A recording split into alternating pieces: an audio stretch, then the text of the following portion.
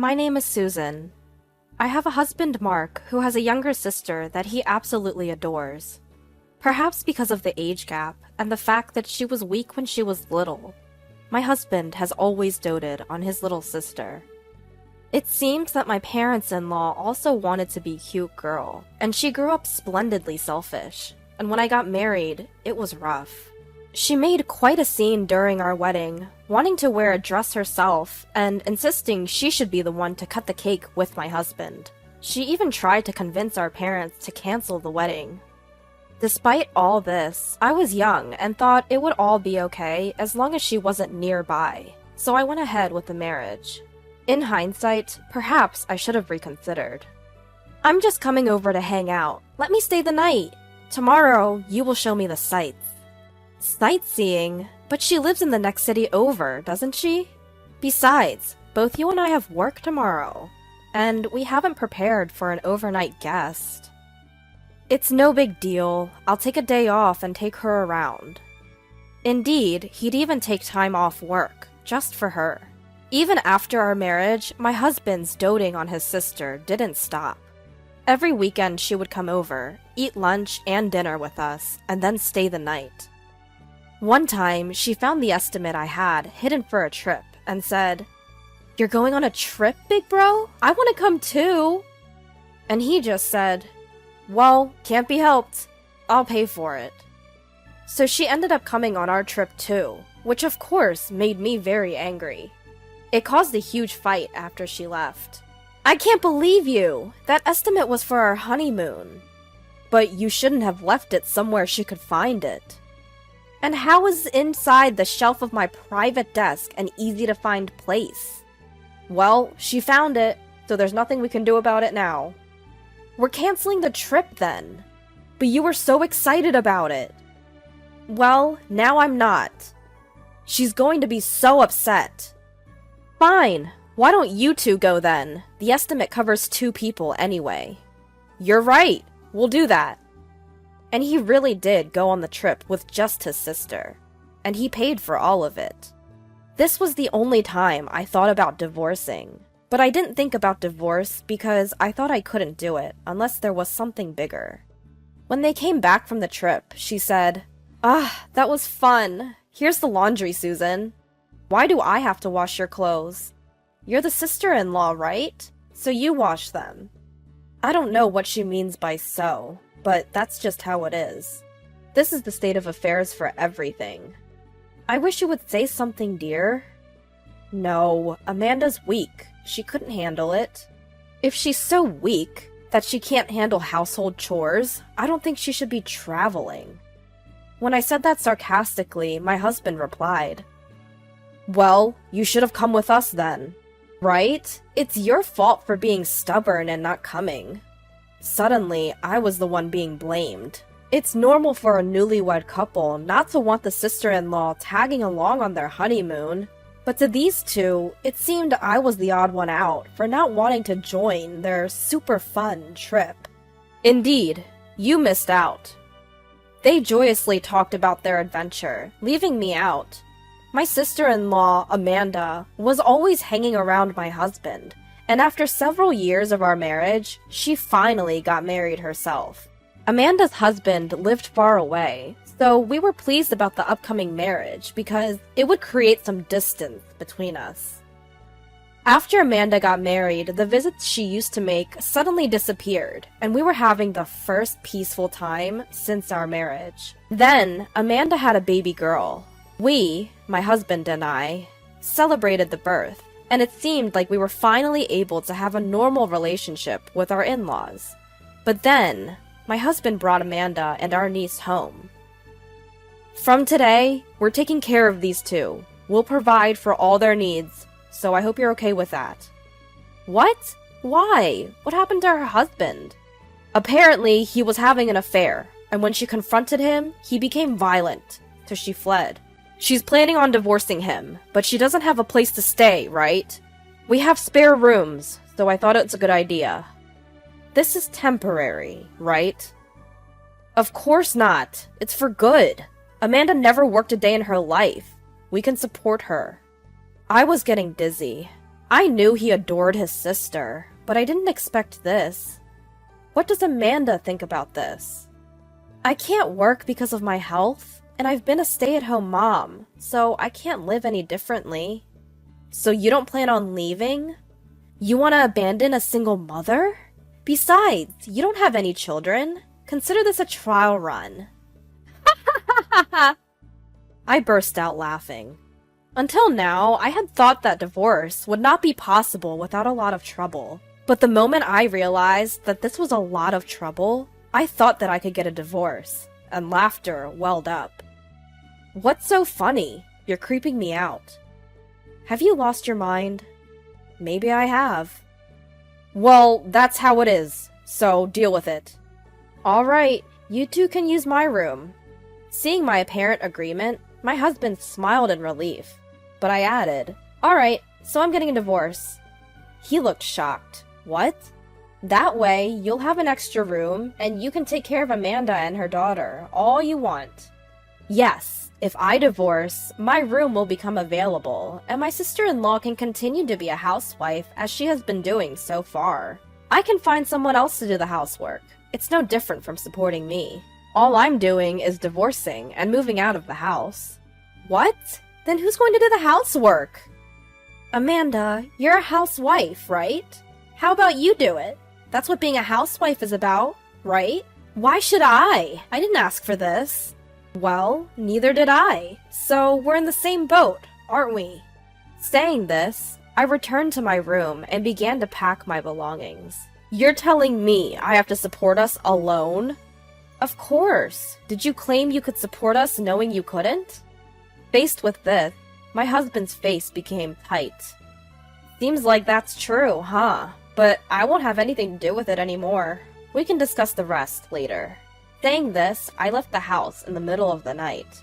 I got a hotel and contacted my parents. My parents were shocked at the unexpected call in the middle of the night, but they understood when I explained the situation, telling me I could return home tomorrow. Calls kept coming in from my husband and my sister-in-law on my cell phone, but it was too noisy, so I turned off the phone and went to sleep. When I woke up in the morning, there were a mountain of voicemail and emails. The general content was, "I'm sorry for the sudden change. I'm waiting for your call. Sorry for the sudden request, but I have nowhere to go as I've also run away. Please come back. Please listen to what I have to say." Alongside these pleas were messages like, "Stop sulking and come back. I won't be responsible for your belongings. You're my brother's wife, so you better not defy me. Come back soon and make dinner, okay?" Threatening emails like this, and even some with violent language, had come in. I copied all of them and got them printed out at a convenience store on the way back to my parents' house. When I arrived at my parents' house, they greeted me, saying, "Why did you put up with this for so long? You should have come back sooner." Absolutely, you are going to divorce him, right? They were even angrier than I was. I had been worried about being scolded or being told that divorcing over something like this was an overreaction. But my anxiety and tension were released, and I broke down, crying. I explained everything that had happened. How I had reached my breaking point when my husband brought home my sister-in-law and niece. They suggested that I should first contact my in-laws. After all, since I had left, I had not heard anything from my in-laws. It made me wonder, why hadn't my doting sister-in-law returned to her parents' house, despite being cheated on? I decided to ask. When I went to visit my parents-in-law, it seemed that my sister-in-law's husband, Christopher, was also there. I explained that my sister-in-law and niece were currently living with my husband, that I had rejected this, and ran away to my parents' house. I see. So Amanda said that. Is that not true? I didn't expect Christopher to do such a thing, though. The one having an affair is Amanda. We even have evidence. I see. I understood after hearing from my sister-in-law's husband. She wouldn't be able to go to her parents-in-law's house then. I understand we have spoiled her, but I didn't expect it to go this far. I'm really sorry for causing trouble to Susan, too. Then it occurred to me. I wondered if my husband knew the truth and was hiding it.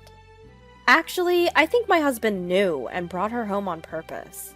I believe so. Amanda often said she was going to visit your husband on the days she was cheating, and we received photos of them dining together.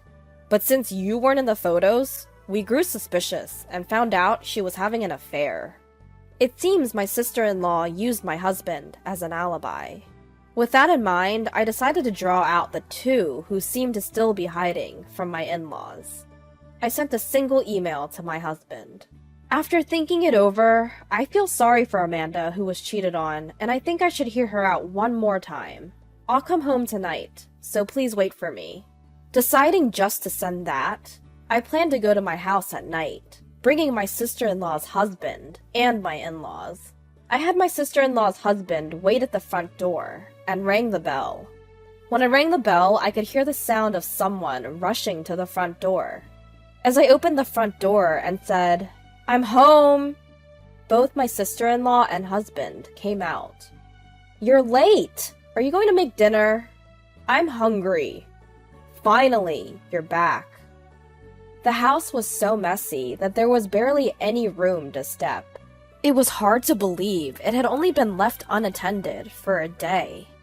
Seeing this, my mother-in-law pressed her temples. My father-in-law turned red-faced. My sister-in-law and husband, who had made it to the front door, turned pale-faced.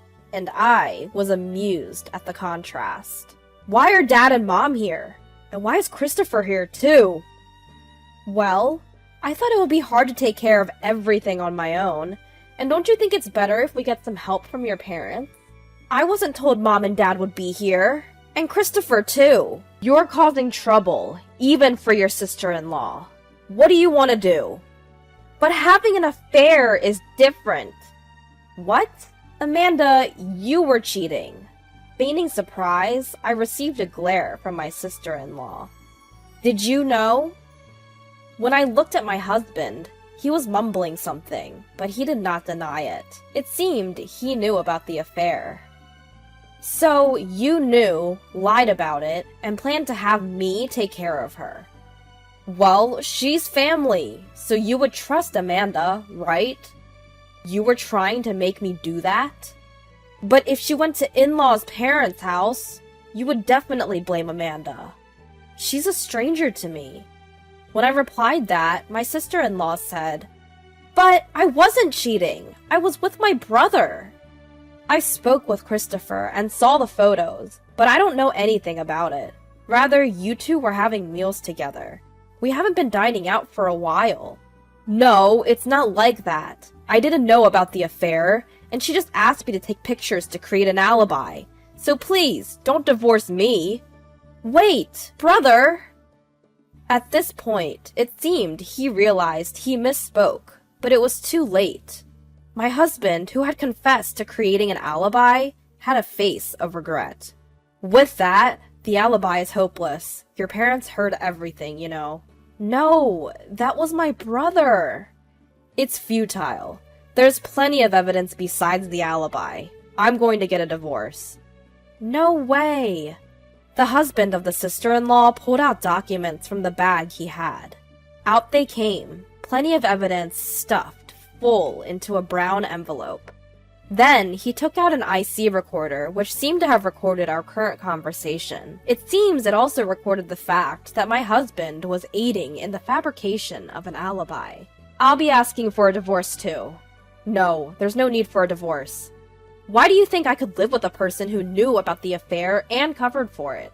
Even if such a person exists, I can't. Let's get divorced. No, no way. The mother-in-law broke down crying pathetically. The father-in-law was about to hit someone, but he was desperately holding back, and his clenched fists were trembling. Then they turned to me and bowed their heads, saying, "We will strictly supervise this child. We will take care of Sarah until everything is over. Susan, we are sorry for the trouble."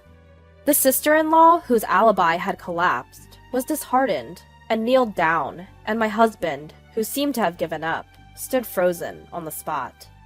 After that, the sister-in-law and her husband divorced. My husband and I also divorced. When we divorced, the IC recorder borrowed from the sister-in-law's husband was submitted. I received a small alimony and my short married life came to an end. The custody of the niece was handed over to the sister-in-law's husband, and I was relieved. The sister-in-law and husband seemed to be living under the supervision of their parents, and the luxurious and arrogant life was forbidden for them, and they seemed to be living a tough life. Since then, I have occasionally been in touch with the sister-in-law's husband and have been allowed to see my niece. Thank you for that time. The sister-in-law's husband bowed his head. No, I didn't do anything special. I waved my hand back and forth to deny it, but the sister-in-law's husband shook his head and said, "Actually, I was worried about whether I could get custody of my daughter. Custody is easier for the mother to get, and it seems that the father has a low chance of getting it unless there is a significant reason. Even though Amanda cheated on you? She's still young. It's difficult unless she can make her own decisions. But I thought I could definitely get it if there was the fact of cheating, and that the person who was involved in it will live with us at my wife's parents' house from now on." It seems that whether the fact that my husband was involved in the fabrication of the alibi could be confirmed or not was the key to whether or not he could get custody. So, I was able to get custody because Susan recognized the fact of the alibi at that time. I'm glad. It seems that Sarah can live safely. It seems that my niece will live at the sister-in-law's husband's house from now on. I am currently living at home, and I am about to move back to living alone. I can't always rely on my parents. After all, I should trust my instincts. I should have called off the marriage then. I've had enough.